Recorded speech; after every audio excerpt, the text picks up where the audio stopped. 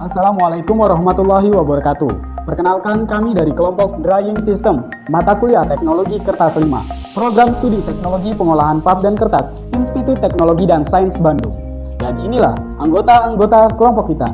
Ada Ricky Ricardo dengan ekor NIM 011, Pipin Fitria Palah, ekor NIM 013, Latifa, ekor NIM 006, Rido Nugraha, ekor NIM 010, Vincent Pratama, ekor NIM 040, Prandika Wendy, ekor NIM 003, M. Awang Solihin, ekor NIM 007, Ertika Nurfianti, ekor NIM 002, Yesi Tamara, ekor NIM 015, dan yang terakhir ada Hasan, ekor NIM 004. Di sini saya akan membahas secara umum mengenai drying process. Pada materi drying process ini ada 4 poin yang akan kita sampaikan. Yang pertama, basic theory, equipment, proses kontrol, dan troubleshooting. Selanjutnya yaitu teori dasar penguapan. Dari wire dan press section, air dibuang secara mekanikal. Dryness setelah press itu berkisar antara 35-52%. Dan dryness produk akhir berkisar di antara 90-96%. Sangat tidak mungkin air dapat dibuang dari kertas seluruhnya secara mekanikal. Untuk itu, dibutuhkan penguapan secara termal. Teman-teman, selanjutnya yaitu mengenai transfer panas. Apa sih transfer panas itu? Teman-teman bisa lihat dari gambar ini. Nah, bila objek panas disentuhkan ke objek dingin, maka objek panas akan turun temperaturnya. Sedangkan objek dingin akan naik temperaturnya. Hal ini disebut dengan transfer panas. Semakin tinggi perbedaan panas antara kedua objek, maka semakin cepat terjadi transfer panas ataupun sebaliknya. Ada 3 cara transfer panas bisa terjadi, yaitu dengan cara conduction melalui molekul benda, yang kedua yaitu convection melalui gerakan cairan, yang ketiga radiation melalui gelombang energi. Nah, dan untuk kecepatan perpindahan panas ini tergantung pada objeknya, bila objek tersebut merupakan penghantar panas yang baik. Selanjutnya kita akan bahas mengenai pengeringan di dryer section. Nah, proses pengeringan kertas merupakan proses terakhir dari proses pembuatan kertas. Sebelum masuk ke kalender dan digulung di tape reel, pada bagian dryer section inilah kualitas kertas banyak ditentukan. Di samping pada proses sebelumnya, untuk itu dalam pengoperasian mesin pengeringan perlu diketahui atau dipahami. Dalam proses yang terjadi di dalam pengering adalah bagaimana menghasilkan produk kertas yang baik. Transfer panas dari steam ke kertas yang selanjutnya adalah dryer cylinder. Di mana pada dryer cylinder ini proses perpindahan panasnya itu lebih konstan. Nah, kita bisa lihat bersama, di sini ada gambaran terjadinya proses perpindahan panas di dalam dryer cylinder.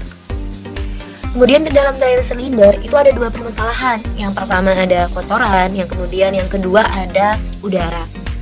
Lapisan kotoran pada dryer cylinder ini dapat mengakibatkan terjadinya proses pengeringan pada kertas menjadi tidak merata. Untuk itu pentingnya Dr. Glenn. Kemudian udara. Udara merupakan pengantar panas yang buruk. Oleh karena itu, kita perlu memperhatikan kanvas tension pada dryer cylinder ini agar tidak ada udara yang bisa masuk ke dalamnya. Nah, selanjutnya di sini kita bisa lihat bersama-sama itu adalah perbandingan antara kanvas yang bersih dengan kanvas yang kotor. Lalu bagaimana cara untuk mengoptimalkan transfer panas? Di sini ada beberapa cara yang bisa kita lakukan untuk mengoptimalkan proses transfer panas tersebut. Yang pertama, kita bisa menaikkan nilai U dengan cara mengurangi lapisan kondensat dan juga menaikkan kanvas tensionnya. Dan cara yang kedua adalah dengan menaikkan nilai A. Caranya itu dengan kita bisa menambahkan jumlah dryer cylinder dan juga kita bisa naikkan kontak areanya. Kemudian cara yang ketiga itu kita bisa menaikkan nilai TS atau temperatur steam dengan cara kita naikkan steam pressure-nya. Nah, dan cara yang terakhir, yang keempat itu adalah dengan cara kita menurunkan nilai TP atau temperatur kertas. Caranya itu adalah kita menurunkan nilai temperatur kertasnya. Kemudian di sini kita bisa lihat adalah rumus heat transfer di mana Q adalah kecepatan perpindahan panas, Q sama dengan U dikali A dikali TS min TP. Nah, selanjutnya ini adalah transfer massa atau penguapan pada air. Di sini kita bisa lihat bersama-sama ada ilustrasi gaya tarik-menarik antar molekul air, di mana kita bisa lihat ada interaksi yang terjadi antara molekul air dengan ikatan hidrogen. Semakin tinggi temperatur air, maka semakin tinggi pula tingkat pergerakannya. Atau dengan kata lain, semakin tinggi temperatur air, maka energi kinetik airnya pun akan semakin meningkat. Nah, selanjutnya ini kita bisa lihat bagaimana ilustrasi molekul air tersebut meningkat atau menguap.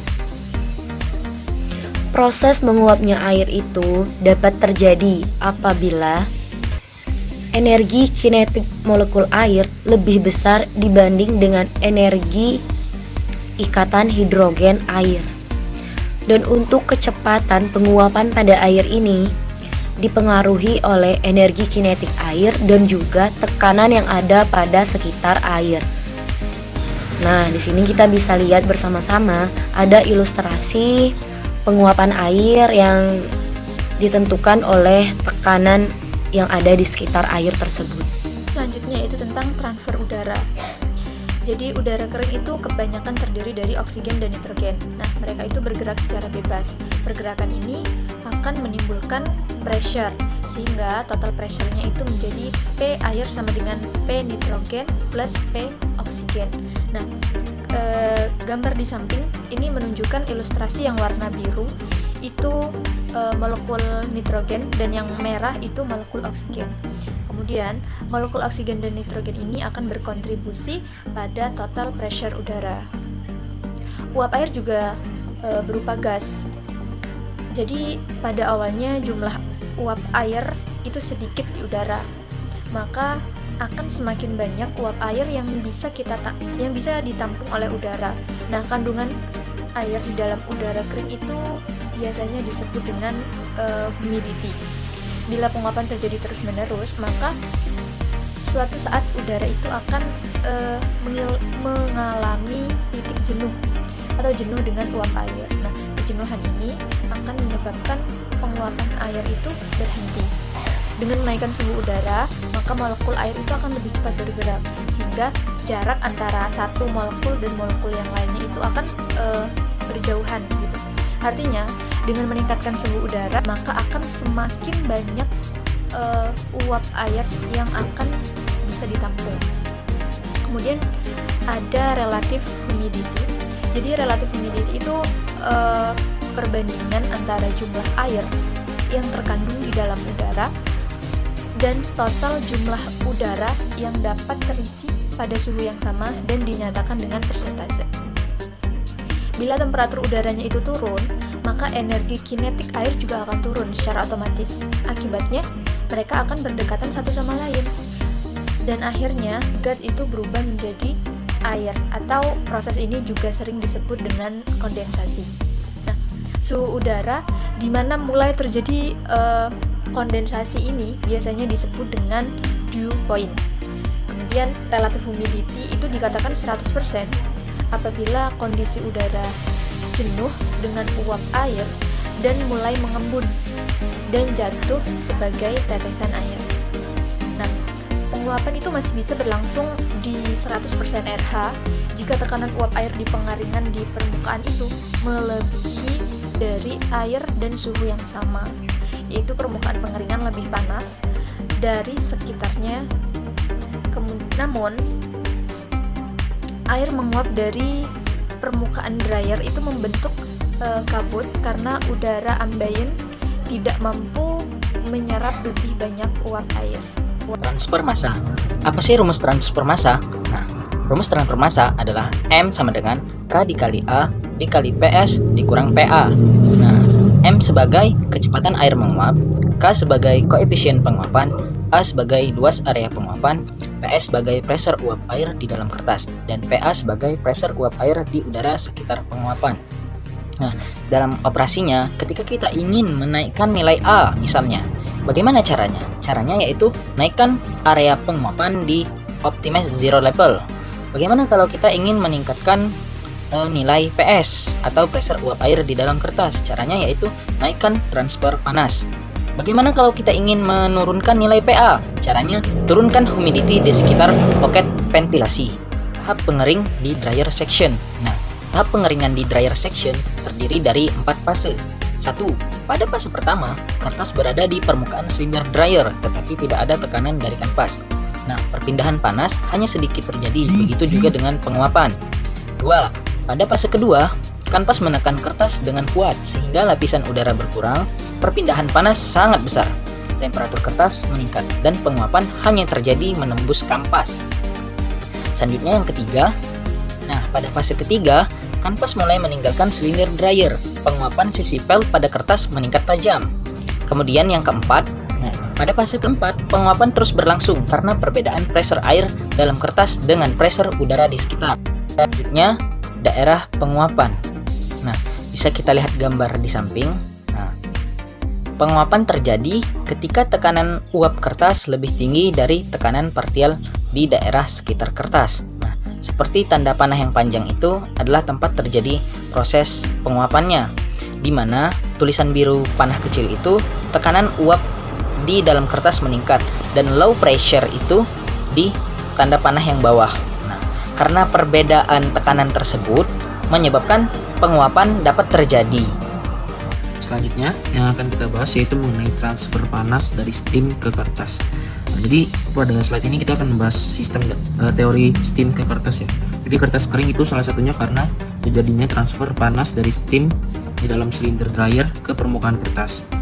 Nah, untuk mendapatkan perpindahan panas tersebut, panas harus melewati beberapa lapisan material. Masing-masing material memiliki daya hantar panas yang tentunya berbeda. Hal ini dapat dilihat dari turunnya temperatur di setiap lapisan material.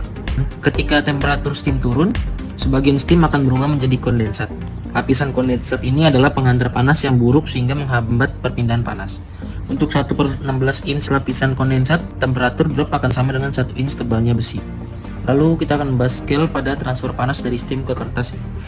Scale ini terbentuk karena terjadinya karat di dalam silinder dryernya. Pada umumnya, scale ini tidak menimbulkan masalah dalam heat transfer, tapi tetap perlu dilakukan cek ke dalam silinder dryer 1 tahun sekali untuk meyakinkan terjadinya optimum transfer panas. Terjadinya karat di dalam silinder dryer terjadi pada saat shutdown, di mana silinder diam dan ada kondensat serta oksigen di dalam silinder dryer. Lama-kelamaan silinder dryer akan menipis, sementara itu di luar silinder juga terjadi kehausan karena gesekan dengan kertas dan kanvas. Perlu dicek secara berkala ya untuk ketebalan sel silinder dryer tersebut agar transfer panas dari steam ke kertas dapat berjalan dengan baik. Oke, selanjutnya di sini saya akan menjelaskan mengenai teori dasar penguapan air dari dalam kertas. Yang pertama, molekul air di dalam fiber. Air yang berada di dalam dinding fiber sulit untuk dikeluarkan karena air berada di celah-celah yang sempit. Nah, dilihat dari sifat fisik tersebut, sulitnya air dikeluarkan karena air tersebut berikatan hidrogen dengan gugus OH dari selulosa dan hemiselulosa, dan juga air tersebut berikatan hidrogen dengan gugus karboksilat dari selulosa maupun hemiselulosa, yang mana kekuatan ikatannya itu lebih kuat dan air ini sangat sulit untuk dikeluarkan, bahkan hampir tidak mungkin untuk dikeluarkan. Dapat dilihat pada gambar di kiri, ketika lembaran kertas memasuki dryer section, gaya tegangan permukaan fiber membuat fiber saling menyatu. Nah, kemudian untuk gambar di tengah, ketika air menguap di dalam lumen, terjadi gaya tarik-menarik sehingga daerah lumen menghilang. Untuk gambar yang bagian kanan itu, fiber kelihatan semakin bengkok dan kontak antara fiber semakin besar. Baiklah, shrinkage pada kertas. Ketika fiber shrink pada arah cross, pada saat itu terjadi penekanan pada arah panjang fiber, dan hasilnya secara keseluruhan kertas akan mengalami shrink atau penyusutan. Pada paper machine kita lihat di reel lebar kertas semakin kecil daripada kertas memasuki press section, dan shrinkage terjadi lebih besar pada dryness antara 60-80%. Pada daerah ini air yang berada di dinding fiber mulai menguap. Dan di sini fiber utama penyusutan pada arah lebar fiber dari arah panjang. Nah, jika fiber kebanyakan mengarah searah mesin, maka kertas penyusutan itu banyak ke arah cross. Lebih dominannya penyusutannya di arah yang cross. Nah, lalu bila fiber yang mengarah berlawanan dari arah mesin, penyusutan yang berbeda akan terjadi di bagian tersebut. Nah, lalu shrinkage dapat dikurangi dengan menaikkan canvas tension, sehingga fiber akan lebih lurus ketika mengalami proses pengeringan. Dan semakin rendah shrinkage, maka tensile strength akan tinggi. Dan sebaliknya, semakin tinggi shrinkage, maka elongation akan tinggi, tetapi tensile strength-nya rendah. Silinder dryer merupakan tipe alat pengering yang terdiri dari satu atau lebih silinder yang terbuat dari logam dan berputar sesuai dengan porosnya pada posisi horizontal. Desain dari mesin silinder dryer itu sendiri terdiri dari sel silinder dryer, spoil bar, steam nozzle, siphon, dan side glass. Prinsip kerja silinder dryer yaitu silinder berputar dengan tenaga penggerak motor, dipanaskan dari bagian dalam dengan menggunakan steam. Kemudian panas permukaan drum itu bisa mencapai 120 sampai 170 derajat Celcius. Selanjutnya lapisan bahan yang akan dikeringkan itu diratakan di atas permukaan silinder. Terdapat 3 tipe kondensat. Yang pertama, pada mesin speed yang rendah, umumnya kondensat berada pada sisi bawah silinder dryer, biasa dikenal dengan pattern. Yang kedua, pada speed yang lebih tinggi, kondensat sebagian tertarik ke atas karena gaya sentrifugal, biasanya dikenal dengan cascading. Yang ketiga, pada mesin speed tinggi, kondensat merata di seluruh permukaan dalam silinder dryer karena adanya gaya sentrifugal yang lebih tinggi lagi, biasanya dikenal dengan rimming. Baiklah, di sini saya akan sedikit menyampaikan mengenai hydraulic stretcher dan ventilasi sistem. Hydraulic stretcher atau diartikan dalam bahasa Indonesianya hidrolik tandu atau tandu hidrolik yang digerakkan oleh motor hidrolik yang disediakan untuk setiap kampas pada dryer. Nah, itulah mengapa namanya menggunakan hidrolik, ya karena pada proses penggerakannya menggunakan motor hidrolik. Nah, selanjutnya itu sistem ventilasi. Nah, di sini saya akan membahas tentang sistem ventilasi di dryer untuk tugasnya saja. Nah, tugas dari sistem ventilasi di dryer ini yang pertama adalah mengontrol lingkungan pengering, lingkungan di sekitar dryer. Caranya itu optimize kantong humidity di selebaran mesin. Tugas yang kedua, menstabilkan lembaran kertas untuk meningkatkan mesin efisiensi. Caranya itu di pengaturan aliran udara di dalam hood. Nah, untuk tugas yang ketiga yaitu melindungi peralatan mesin. Caranya itu antara pemasukan dan pengeluaran udara itu harus seimbang agar mesin peralatan di situ terlindungi. Yang untuk tugas terakhir, membuat kondisi bekerja lebih nyaman. Caranya itu mengurangi panas dan kebisingan di sekitar gedung mesin. Oke, selanjutnya yaitu tentang hood ventilasi sistem. Adapun fungsi utama dari hood ventilasi sistem adalah untuk menangkap uap air dari penguapan di dryer dan mengeluarkannya dari sistem. Dan fungsi lain dari hood ventilasi sistem ini adalah yang pertama yaitu untuk mengontrol lingkungan pengeringan, menstabilkan kertas untuk memaksimumkan mesin efisiensi, selanjutnya melindungi peralatan mesin, lanjut mengoptimumkan efisiensi energi, dan membuat kondisi area kerja di sekitar mesin lebih baik dan nyaman. Oke, selanjutnya yaitu aliran udara di dalam hood ventilasi sistem. Bisa kita lihat dari gambar, yaitu uap air yang menguap dibawa oleh aliran udara yang dihisap oleh exhaust fan, itu yang ada di gambar. Nah, kemudian untuk menyamakan kecepatan penguapan di setiap grup dryernya itu perlu diatur valve sealing atau FS, itu yang sebelah kiri, valve sealing, dan BS yang ada di atap hood. Nah, kemudian udara kering yang disuplai distribusinya harus benar dan tepat, dan humidity pada area yang dekat dengan kertas harus pada level yang benar, karena inilah faktor penentu terjadinya penguapan. Nah, yang terakhir yaitu zero level. Zero level adalah poin di mana beda tekanan harus adalah 0. Jadi akibat thermal proses, tekanan di bagian dalam atas hood lebih besar karena banyaknya uap air. Nah, jumlah udara yang disuplai lebih sedikit dari yang dikeluarkan.